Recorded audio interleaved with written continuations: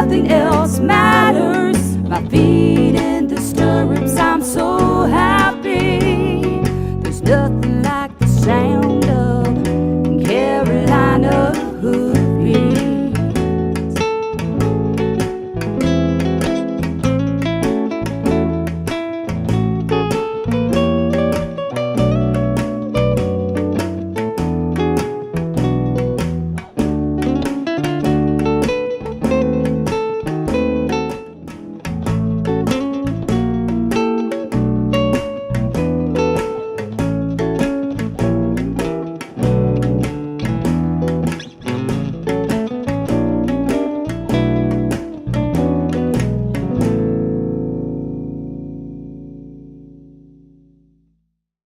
We're here today with Kat Nordan at Kat's Tack and Farrier Service, and Kat has learned to do some healing and some treatment kind of things on her own horses through essential oils, things to make them more comfortable and to eat better and to just feel better in general, just like we use for people.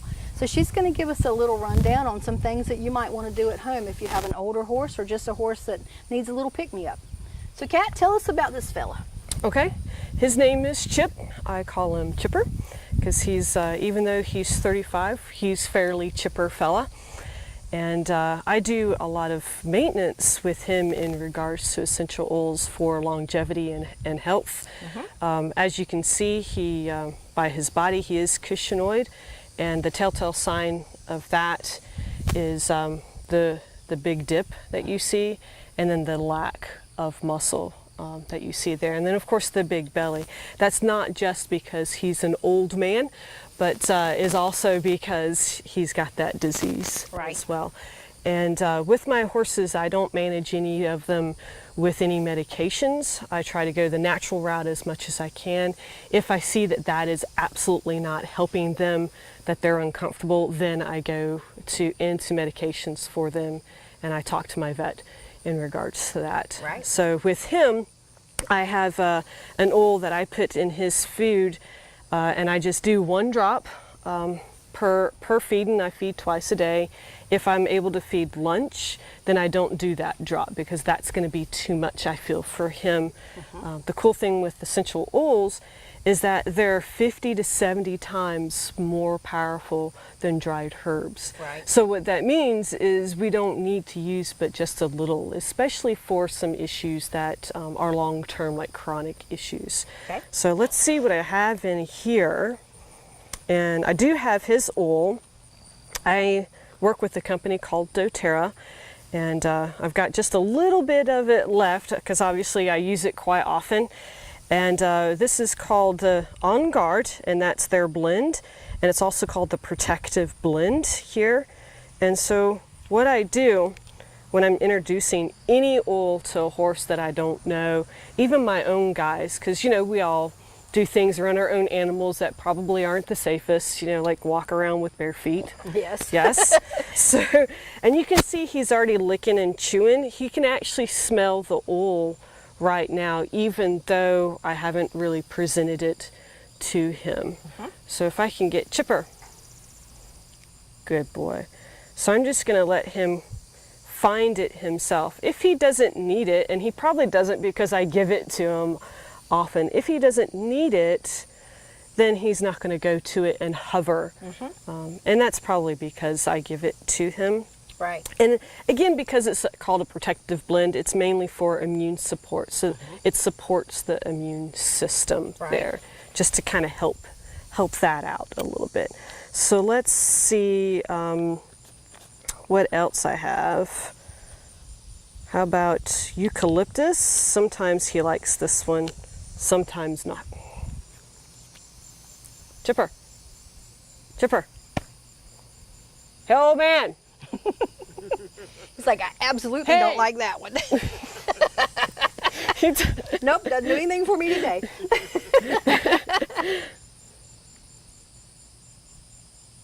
There. So now he's getting bored. He's like, okay.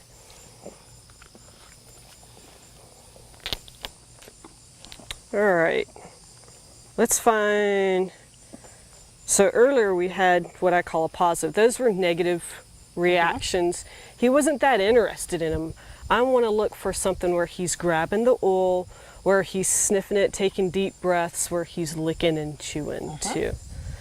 So I'm just going to present it. And there, see how he came to it? It's like, oh, okay. That's lovely. So that's what I call they're taking a hit off of it. And then I just hold it here. And if he needs it, he'll come back to it. Or if he wants it, he'll come back to it. So see how he's coming back to the area? Good. He took another hit there. He's breathing deeper. Yeah, see. And his head is dropping. This is cedar wood, and cedar wood for me, it kind of brings me down and kind of grounds me. So if I'm doing yoga and things like that, I'll do it during the relaxing sort of period. And you can see, of course, at being 35, he's going to be fairly relaxed anyway. Right. Good. So it's really important to But not. he likes it. Yeah, he likes it. So it's really important for me to not go, hey, come here. Right. Come here, you're going to like this. Right. Because I'm not going to get a natural reaction. Yeah, he's got to really like it or need it. Right.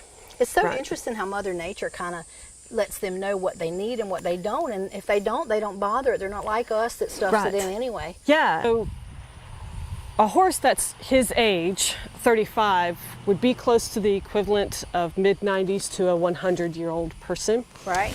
And what I like to tell folks is that they're similar to old men. All old horses, old girls are as well. So what I mean by that is that old ladies, after we've hit menopause and our hormones are changing, we tend to gain weight.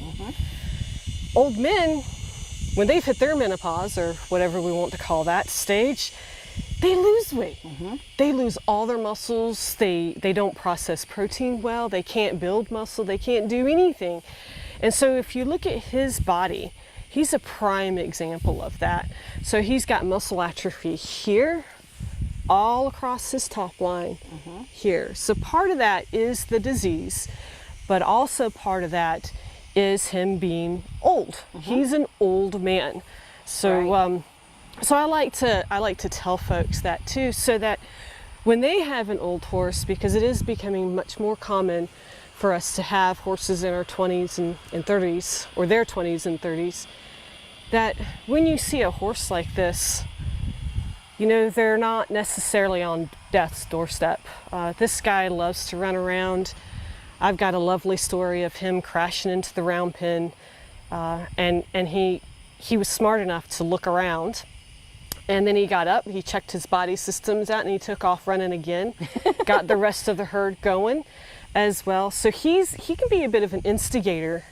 And so even though they're quite old, He's still who he was. they're still who he is. He's got quite a bit of fire. If you look at his eye, Yeah. his eye is quite alive. He's very alert and attentive, and he's not like, you can tell he's not sickly and he doesn't feel bad. He's very much interested in what we're doing. He was very curious about the camera. Very You know, curious. he's just like Yeah. any other horse. He's just older and skinnier, and Yep. that's normal.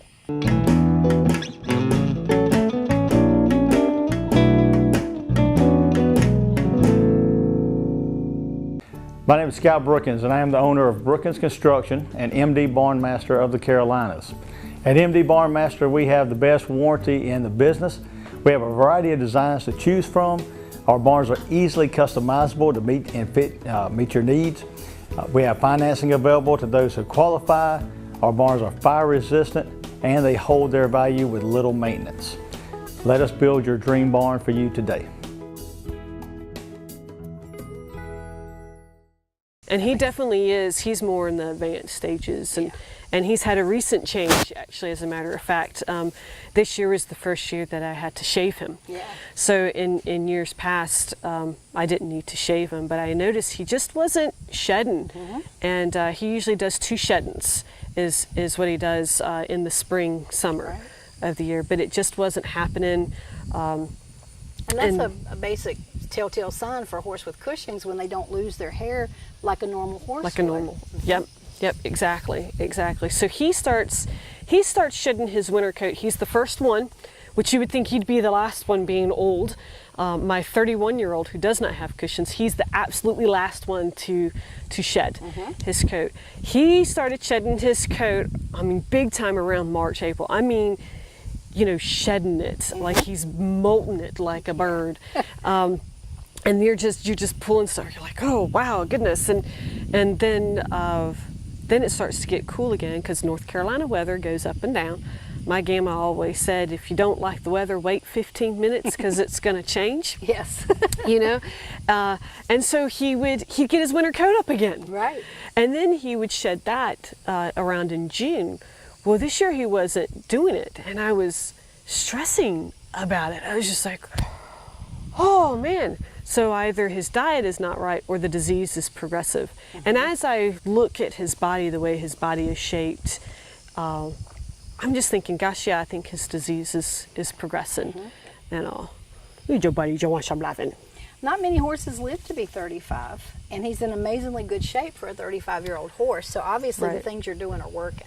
Good, And yeah. he's still, I want got to. plenty of life and spunk in him. He's obviously not in any big pain or anything, so he needs to live out his natural life as best he can. As best he can. Once I see the fire gone in his eye, so if you look at his eye, he's a bit annoyed right now. Yeah. He doesn't understand. Like, I've had enough of this. Can we go? Yeah, I have a tendency to pick. And Is she doing the baboon thing? he can't stand the baboon thing. He doesn't, he absolutely can't stand it. He never has. And I'm just that type of mama. So that's why he looks, and you can see his eyes quite irritated. He likes to be loved on like this. Right. But then I'll kind of go like this and pick little things, and so then I get that. Yeah. Yeah, He's saying, don't do that. He can't stand that. He can't stand that. But yeah, generally he's actually running around when I call them up. He is just running up. When I feed, he screams. He finds where my ear is at, and he has this neigh that is not a neigh. He's always been like that. I remember when I didn't have him, the area that I would ride, he was there, and I would visit with him, and he would neigh and scream. So it's like a like that, and you're like, what is that? A cat? What is that? And it's him. It's him. So when he stops doing things like that, when he stops running up, when he stops getting excited about things, especially food, Right. and when I get that look, because I know my guys really well, I hang out with them in the pasture, I just love on them and things like that, I'll know. I'll know when it's time. And I've made a promise to them as well as myself that none of my horses will suffer. When it's time, it's time. Yeah. It's time. And that's the hard thing about being a horse owner, is knowing when it's time to let go and then actually letting go. and then letting go. Yeah. And that's important to make Right. that commitment with yourself. Yeah. And some people will, they will look at a horse that's like this, that is no longer of use to anybody, or can't see, a true use in them or the benefit there is to them. And I say, he still benefits me. This little guy, he will follow me around everywhere I go. Sure. I call him by his name. He comes to me like a dog. I mean, he kind of looks like a dog because he's kind of small anyway. But yeah, so we need to look at the body as an indicator, but we also need to look at other things as an indicator. Feet are a huge indicator of internal health. Right. He's got pretty good feet. He does have the weakened lamina. That's part of the disease. His urine is amazing. It's probably better than the rest of my guys, too, which you would think would be really bad with the disease, as well. But basically the Cushing's disease, I feel like there's a lot more to it than what we know. I think there are a lot of other hormones affected, and the research that I find, they're really talking about one hormone. So I really do my best to look at them with the critical eye and try to be a bit unemotional with it, and all. Well, thank you for sharing all this with us, Oh, one more question. Yes. If I was going to go home and say I saw this episode and I want to try this, what would you recommend me to buy and to start with, just to get a feel? Okay. Is peppermint a good general all-round? I I think so. Peppermint is really great. It does so many things. It's an anti-inflammatory. It's actually an insect repellent. A lot of people don't know that. It cools, so that means it's good for fever. Anytime a horse is stressed out, their temperature is going to be up, so it's going to help to bring that down. Older horses, I make the peppermint bath for them in their genitalia area. They enjoy that. So that's a good all-around one. It's good for breathing as well.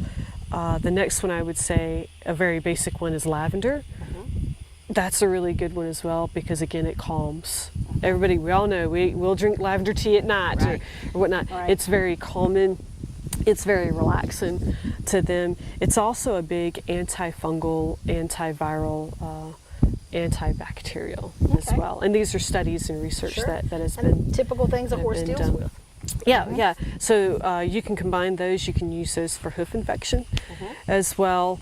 You can use those for breathing issues. If they have like runny nose, that's a sign of a cold or anything like that, you can use that for that. You can put it in the drop of water and let them drink just as a treat. Right. You can put a drop in your hand and let them have it. And then of course you can use it yourselves during this time of year to keep us cool. There's tons of others. A lot of people love patchouli. That's very common for the horses. Frankincense for some. The Protective Blend by doTERRA, the On Guard. That's really good for immune support. So for any older horse, their immune support is going to be probably a bit lacking. So that's good for that. It's also great for hoof infection. Wonderful for hoof infection.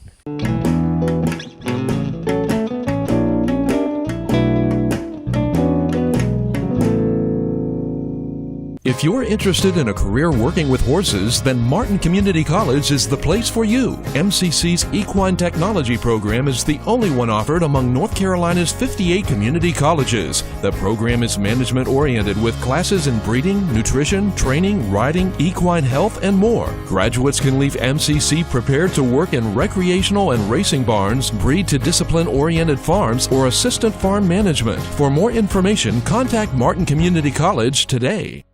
We're your neighborhood source for everything you need from your farm to your home. At Harper Sales and Service, a division of Harper Landscaping, we can cater to all your mowing needs. Whether you need to start out with a beginner series for those smaller lawns, you can work your way all the way up to a zero turn and even get into those bigger areas where you might have an acre or two or more. My animals depend on me, and I depend on Harper Equipment Sales and Services to keep me running. From my weed eater to my tractor, they can fix it all. When you look for Harper Landscaping, it's no sweat.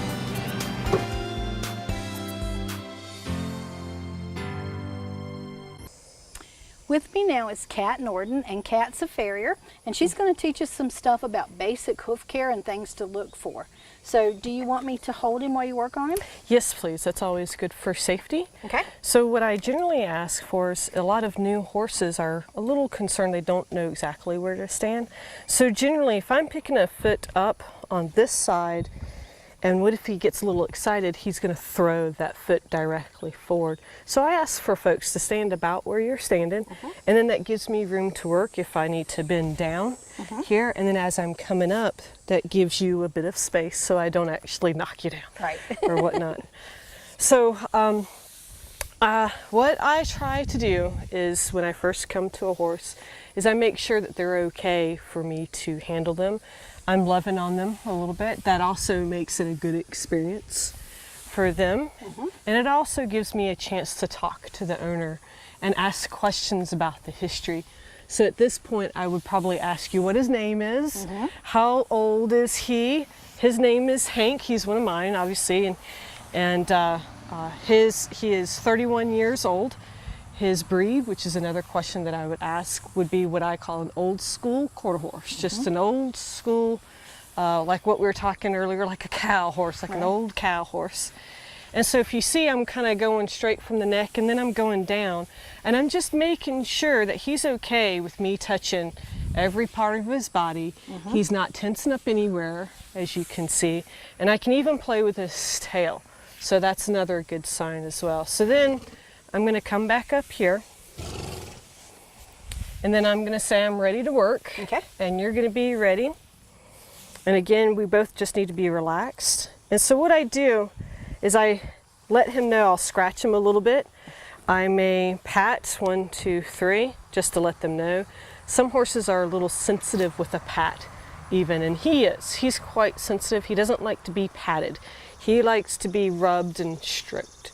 So typically with him, I just rub him, and as I do that, I'm putting just a little bit of pressure going down so you can see his weight move over. I don't know if you saw that a little bit. Do you see his weight move over just slightly? Then once I get to his forearm, I start squeezing a little bit. Then I get to his chestnut and I start squeezing. Now the reason why I'm not picking the chestnut is, again, some horses are quite sensitive with that, and they'll actually strike out or they'll really pick their foot up. And that can be a little unnerving as well. So I'm going down and I'm squeezing. I try that. That doesn't really work. So I'm going to go down. I'm putting a little bit more pressure on these tendons down here. That's not working. And I can see he's moved over a bit. Then I take my thumb and I do like a scratching motion with my thumb. And that's working. Good. And then I just hold the foot. So the other thing that we notice is there's no flare. So a flare would be where the foot comes down and then it kind of pokes out. And I have an example of that we can show a little later. But it just kind of pokes out here. We don't have that. We go straight down. And we can see some lines, some growth lines, and they're all equally spaced. Right here. They're all equally spaced. There's none that are crammed up at the toe and extended at the heel, which would be a sign of laminitis or founder. There's none of that. His hoof is nice and well rounded, even though it is a bit long. It's starting to chip here and in some places. That's actually how they trim themselves naturally out in the wild. So we're starting to see a little bit of that. But that's about it. The other thing too is when I pick his foot up, a good healthy foot, good boy. Yeah, step on that. So you see I'm taking my hoof pick up because I want him to pick the foot up. I don't want to have to pick the foot up myself. Right. And then I'll lean on him. Old man, there you go. Whenever you call a horse old man, they seem to kind of listen. They seem to do what they're told. So this foot has a nice wide frog for the size of the foot. The wider the frog, the better, basically, just as a general rule of thumb. And we can see here as well how long his foot is. So it's about a week over. My guys, their feet grow pretty quick. It seems like they grow overnight for me. And we've got some extra sole here that needs to be removed, and then your bars. So just some basic anatomy that everybody needs to know. The frog, what I mentioned earlier, is this triangle. Some people call it a heart because it includes the bulbs, which are here, or the butt of the foot. Good. Bulbs, and then the frog. The bars right here are an extension of the hoof wall, which is here. Okay. Then we have the lamina or white line, which is not white at all. It's generally tan or yellow or dirty. That's on the inside. We can't really see that here. Let's see if I can dig down a spot. There, right in this area is where the white line, we can kind of see a little bit of feathering here. So that would be the white line. Good. But an overall good foot. Good healthy foot for an old horse. So we certainly enjoyed our visit with Kat today, and if you guys remember, Kat wrote a great article about essential oils in our Southeast Equine magazine that you can find on our website, southeastequine.net, and this fall she's going to be doing a second part to that series to give us more information. So be on the lookout for that when it comes out. And thank you for watching. I want to talk a little bit about bits, the different bits that we have here. A lot of people, they ask me what kind of bit do I like. Well, I don't wear one myself, so what kind of bit I like doesn't matter a whole lot. I want what's comfortable for my horse. Regardless of what kind of bit it is, that's the bit that I like to use on them. When we start a green baby, a young baby, we use this thing here we call a side pull. We try to stay out of their mouth until they learn what their head is for and how to get away from pressure. Then when we leave it, we'll go to the side pull with a mouthpiece in it. They still get some of the same feel from the side pull as they did when we started them, but they also have a little bit of feel in their mouth. We have a medium slick with a dog bone in the middle of it. That's what we'll go to after we leave the side pull with the mouthpiece in it. We'll go to this bit. And we'll ride in this bit as long as that horse will allow us. And it depends on what kind of riding the horse is going to do. If it's an English type horse, he'll more than likely stay in this bit the whole time he's here. If he's a Western horse, one of our cow horses, then we'll transfer him over into this little bit that I'm holding here.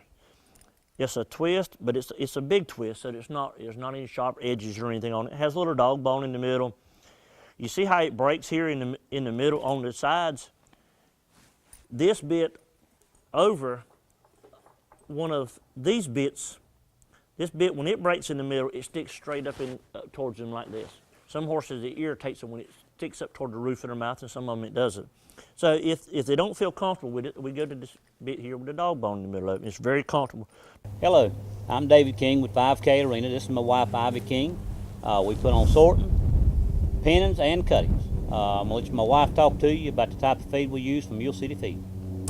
We called Paul up with Mule City Specialty Feeds about 5 years ago. He was absolutely wonderful to work with. We had a need to fill because our commercial feed had just gotten higher and higher and our feed bill was through the roof. He helped us mix a feed that was exactly what we were looking for. Our horses have stayed fat and shiny, had plenty of energy without losing their minds, and we couldn't be happier.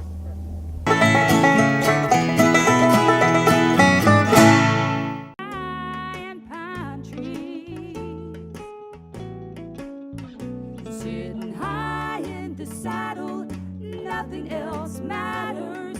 My feet in the stirrups, I'm so happy. There's nothing like the sound of Carolina hoofbeats.